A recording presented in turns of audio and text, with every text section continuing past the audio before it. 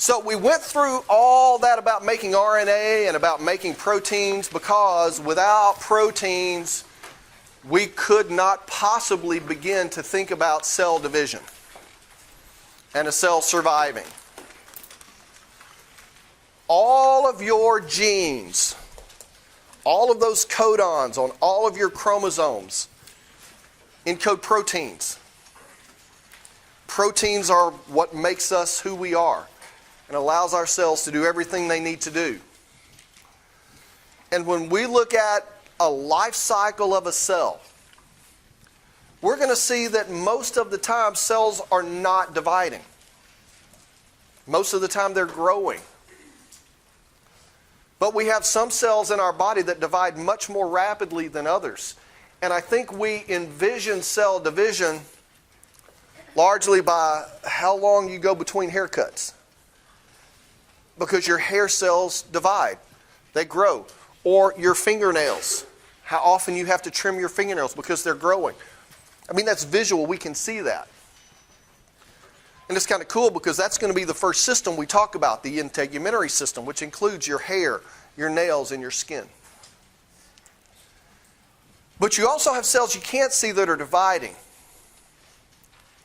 Some divide very fast. The cells that line your stomach. Those cells are replaced every 5 to 7 days. That's pretty fast for cells in your body. But you have other cells that divide more slowly, but they have to divide to replace cells that are being lost. Your red blood cells only live for about 120 days. They can't live any longer. Red blood cells themselves can't divide. Why can't human red blood cells, why can't they divide? They don't have a nucleus. They're not going to make any more protein. They're going to make their hemoglobin, package it up, and after 120 days, basically it's like, okay, we got to get out of here. And so I think it's about every second you have 2.5 million red blood cells that get destroyed. And your spleen is largely responsible for moving old, dead, and dying red blood cells. But that also means every second, what are you having to make? 2.5 million new ones every second. So cell division is important. It's certainly important for homeostasis, your hematocrit, how much blood you have in your body. As you lose, you've got to produce new. And so as we look at our cell cycle, the first thing I want to point out is this part of the cell cycle where your cell spends most of its time. Here we see in this blue rim around our cycle. This phase is called interphase. Now, to me, it's a little misleading because if the cell's spending most of its time here, why would we call it interphase? Because when you hear inter, I-N-T-E-R, what are you really thinking about? What's the definition of inter? Like an interstate. An interstate highway goes between states. And so inter means between. Well, if that's most of our cell cycle, what are we between?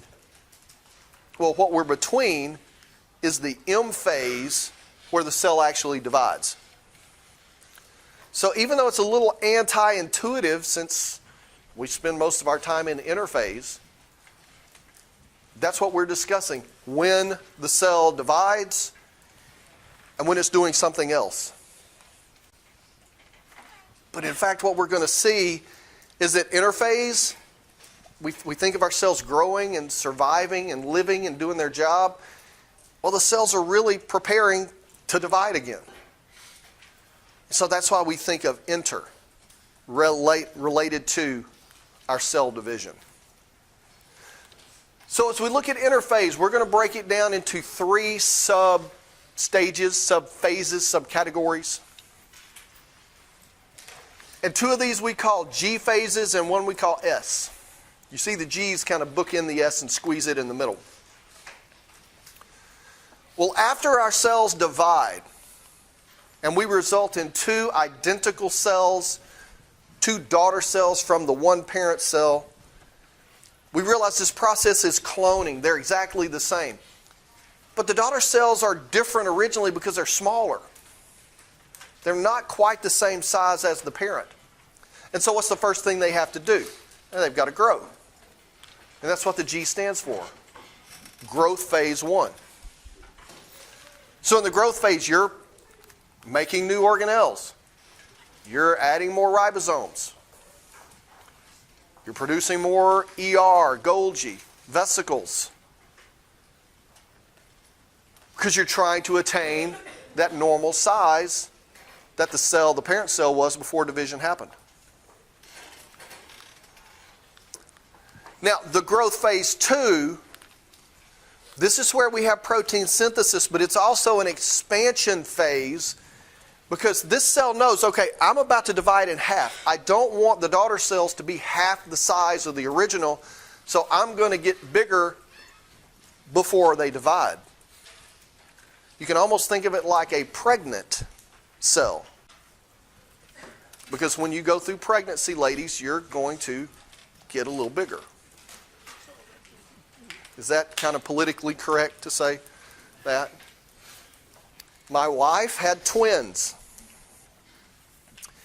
I didn't get to see a video of her pregnant until after we had been married for about 4 years. Because each one of her babies was 7 pounds when she delivered. Normally, you don't, imagine 14 to 15 pounds worth of baby. Okay, I have never seen a woman that big before. She should have got an award. I'm kidding. It's just, she walked that, don't you dare, if you ever meet her and tell her I told this story, I will kill every last one of you. But the video, her aunt was videotaping and they showed the bathroom. And then all of a sudden she walked out of the bathroom. It took her about 15 seconds to get out the door. No, her stomach came out first, and then stomach, and then stomach, and then there's, it's like, what? Okay.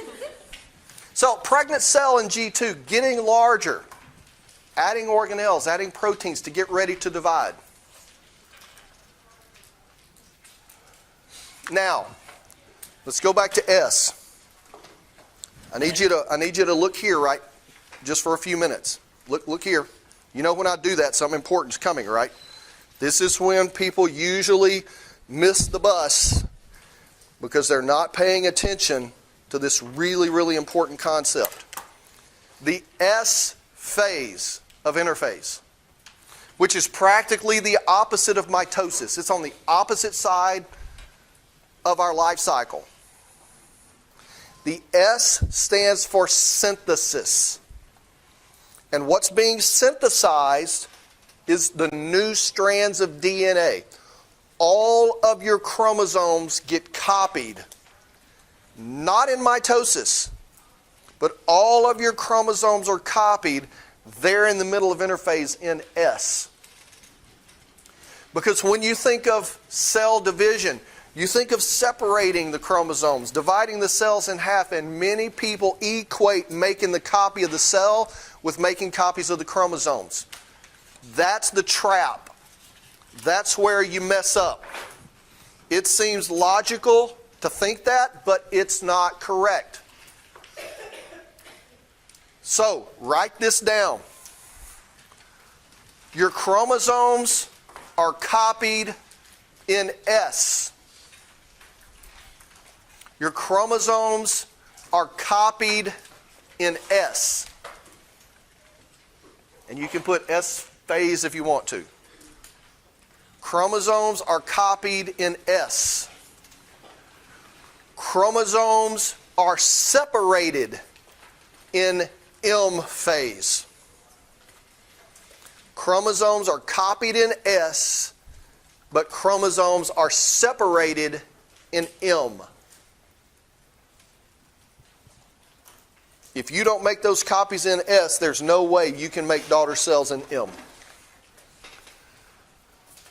So, in a sense, interphase is not completely independent of cell division. Because we have to copy our chromosomes in S before we can ever hope to get to the M phase. Make sure you get that. I can almost promise you're going to see that on the test. And you know I don't lie. When I tell you that, I don't lie. So let's look at M for a second.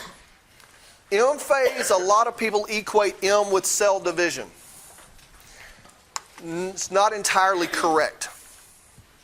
The M phase, yeah, that's cell division. But a lot of people think the M phase is mitosis. That's where they miss the bus as well. Mitosis literally is the division of the nucleus. Here's a freebie. Big fancy name for division of the nucleus is karyokinesis. Karyon meaning nucleus. But mitosis, nuclear division. But in the last two phases of mitosis, we're then going to start to divide the cell membrane and the cytoplasm in a process that's called cytokinesis. Cyto meaning cell, kinesis being movement. I guess that movement being getting pinched into two. So cytokinesis and the end of mitosis overlap with each other so that by the time we exit the M phase, we've divided the nucleus into two and we've divided the cytoplasm into two. And both of those together we refer to as mitosis, as M phase.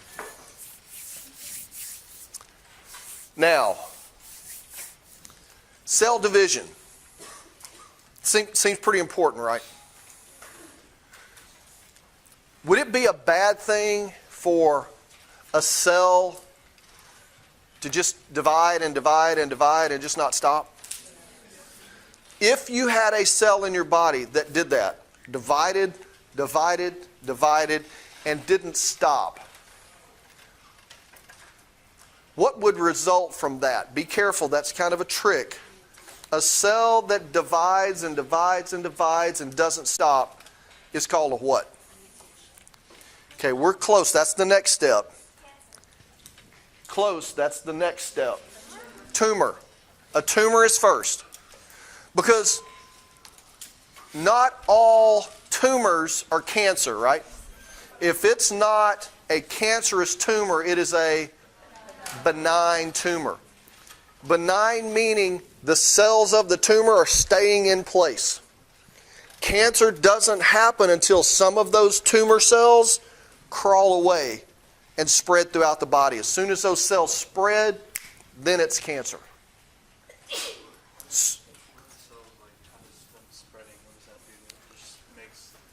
So cancer, cell spreading. Basically, all this is are cells that have lost the ability to stop dividing. I know we ascribe a lot of evil connotations to cancer. You know, eating the patient's body from the inside out, invading, and all of these things. These are cells that just, for lack of a better word, just detach from the tumor. And if they get into your bloodstream, they just float around until they get stuck somewhere, and then they start dividing. And if that division happens in the brain, well, that's a bad day. If it happens in your bone marrow, that's a bad day. If it happens in your lungs, that's a bad day. It's really a normal cell that just doesn't know to stop dividing. I was at the Arkansas Cancer Research Center for 7 years doing cancer research on leukemia cells. And every Wednesday we would go to the grand rounds for the oncologists. They would have their residents present their cases, the radiology, the pathology. And the thing that I learned in the 7 years of going to those grand rounds, and I didn't go because I wanted to be a medical doctor. I went because they had free food. But I learned a lot. But the thing I learned was that based on age and based on the location of the tumors, especially lung or brain, many instances, hospice was the only way. And that was really hard to hear, that there was nothing that could be done for these patients. Because of their age, they probably wouldn't have survived the chemo or the radiation. They might not have even survived the surgery. So it occurred to me, and I started, please hope you can get this in the right context, okay? I started preaching to my classes that the way you cure cancer is you find it early. You got to find that tumor before it spreads. And if you find it before it spreads, you cured the cancer. Because it's not the tumor you find that kills you, it's the one you don't find. So that, I'm going to get off my soapbox on that one. And I'm not going to get on the people that smoke, and I'm not going to get on the people that do whatever it is you do, because really these mutations, it's like a lottery. If you're going to get it, you're going to get it. Now, you don't want to help it happen, certainly. But Angelina Jolie, you know, she had the BRCA2 mutation, which is a mutation of a tumor suppressor gene, genes that should help you not have mutations. But she had the mutation, and she had like a 75% increase in breast cancer. So she had bilateral radical mastectomy. She didn't even want to fool with it. I'm not saying you got to go that far. Maybe if you've got the money and you can afford to do that and afford all the cosmetic surgery to make it look exactly like it was before. Yeah, sure. But insurances aren't going to pay for a lot of that stuff. So detect it early. Have your exams. Do your self-checks. Get your blood work done. Guys, I'm talking to you too. Prostate cancer, it's a blood test. You get if you've got a dad that's got prostate cancer, start getting checked now.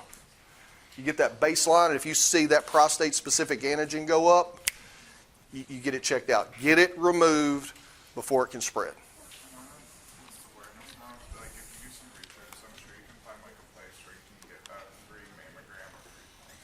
Yeah, I mean, depending on your family history, if you have an immediate female relative, ladies, that has had breast cancer, your screenings have to start earlier.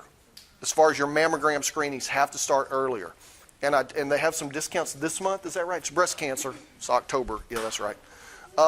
Guys, you can get breast cancer too. So if you've got a relative, a direct relative that has breast cancer, you need to pay attention too. Why do women typically have a greater incidence of breast cancer than men? You got more stuff. You got more cells. I mean, it's just logic, right? You've got more cells that can undergo the mutation than guys have. But if you just looked at on a per gram basis, per gram of breast tissue, it's the same risk, same percentage for men and women, right?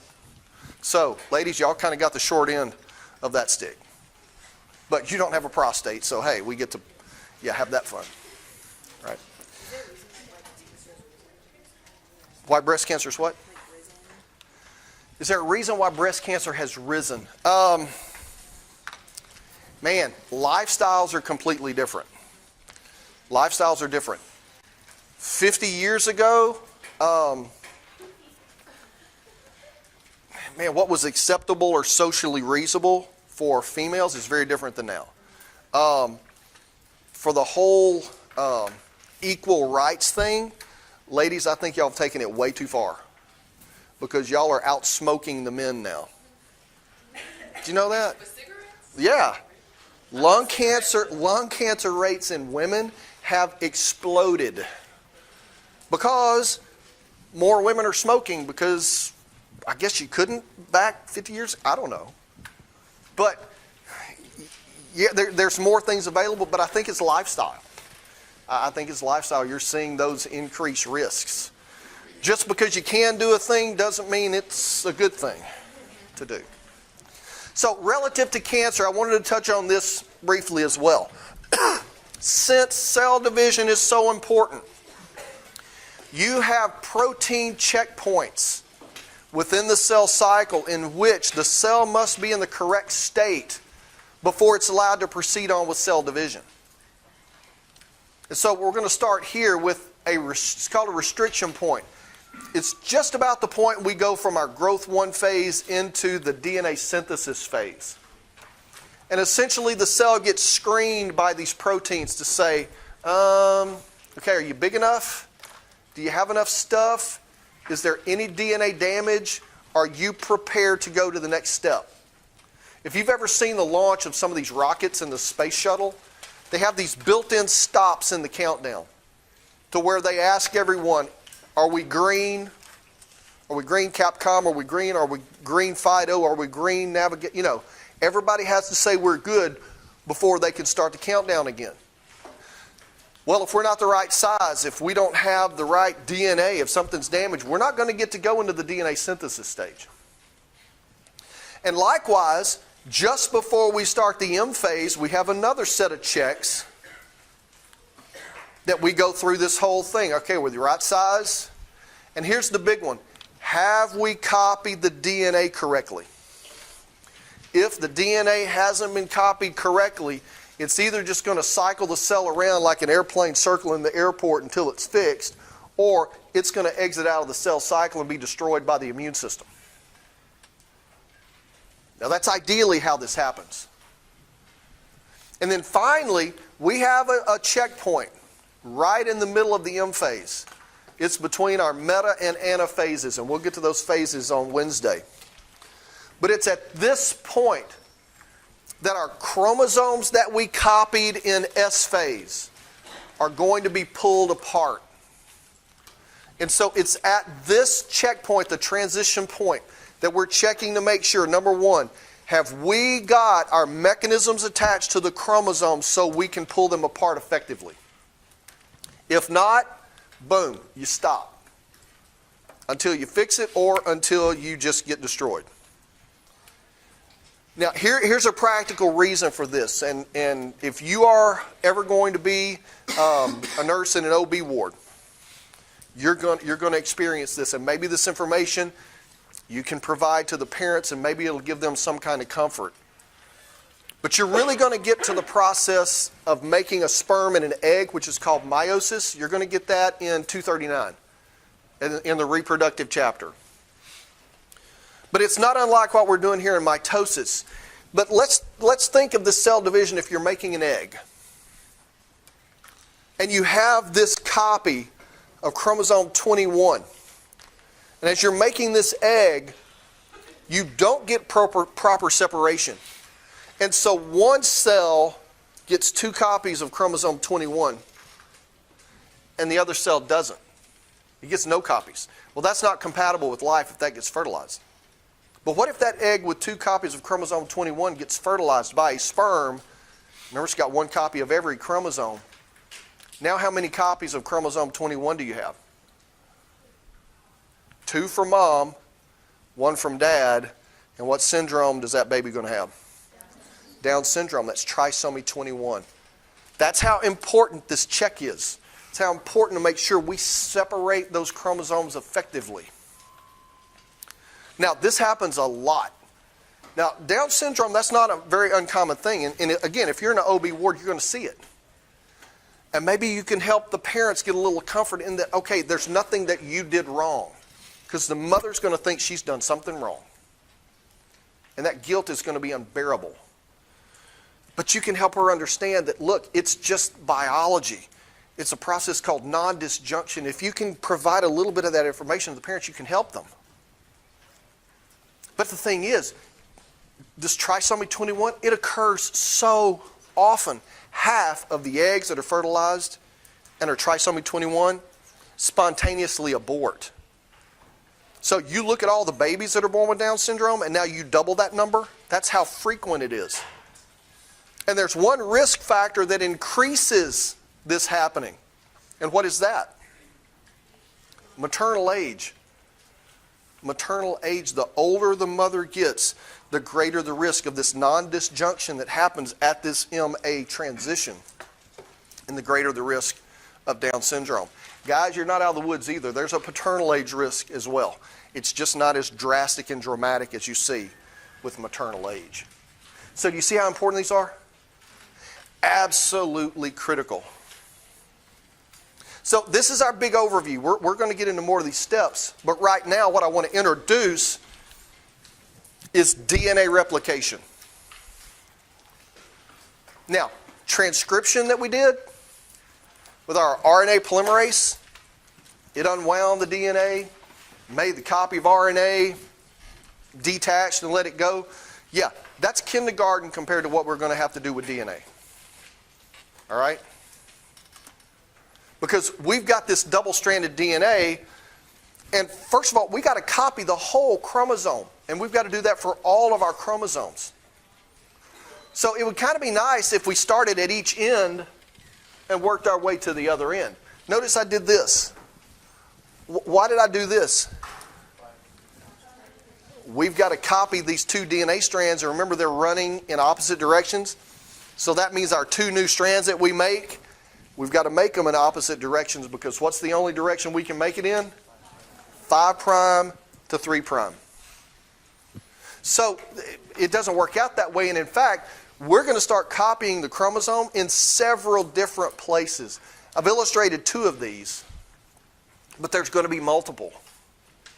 And when you melt the DNA, you see how these spread out?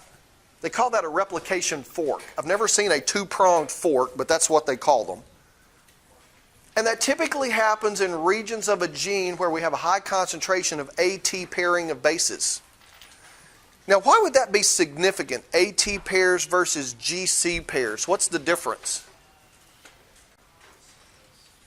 What's holding the strands together? Hydrogen bonds. How many do we have with AT pairs? 2. How many do we have with GC? 3, which is going to be easier to break. 2. So that's the significance of that. So we're going to see multiple replication forks, and then we're going to see multiple strands of DNA copied in each direction. And we're going to get to a point that this strand coming in this direction is going to get to the end, and it's going to bump into that one. Then we're going to have something that glue. You see how it's going to get complicated?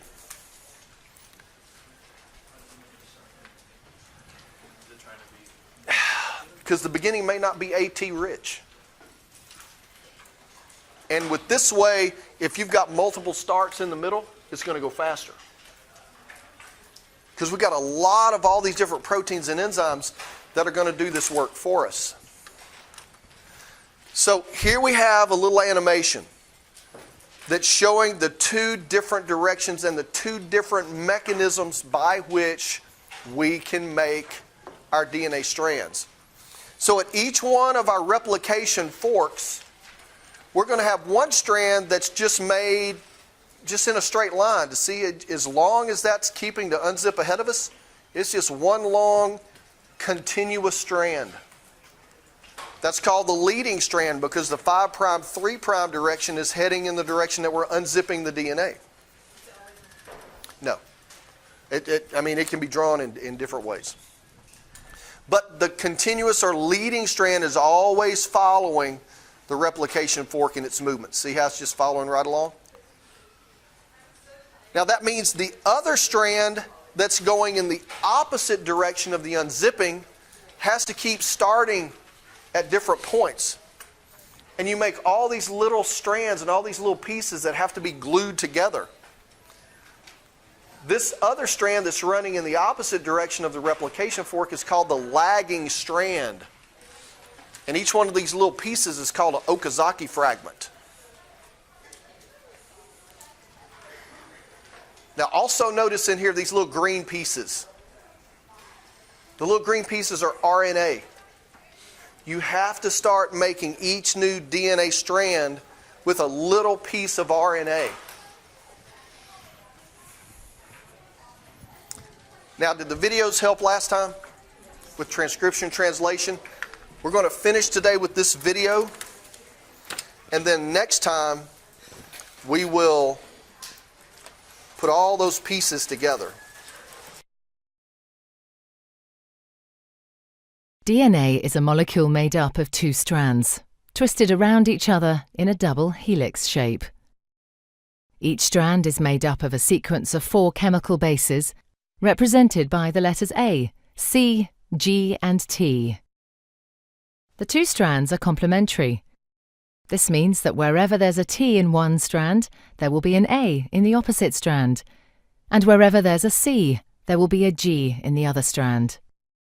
Each strand has a 5' end and a 3' end. The 2 strands run in opposite directions. This determines how each strand of DNA is replicated.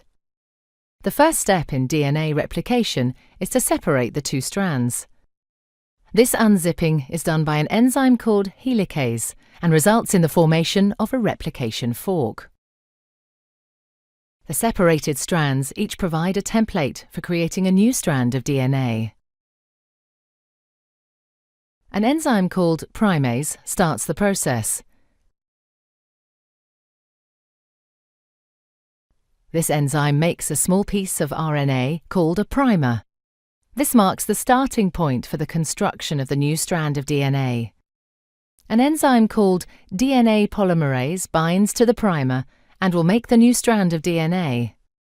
DNA polymerase can only add DNA bases in one direction, from the 5' end to the 3' end. One of the new strands of DNA, the leading strand, is made continuously, the DNA polymerase adding bases one by one in the 5' to 3' direction. The other strand, the lagging strand, cannot be made in this continuous way because it runs in the opposite direction. The DNA polymerase can therefore only make this strand in a series of small chunks called Okazaki fragments.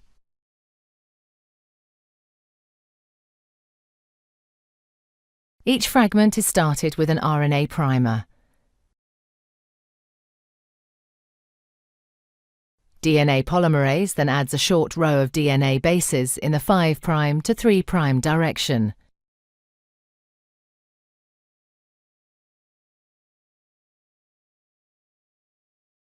The next primer is then added further down the lagging strand.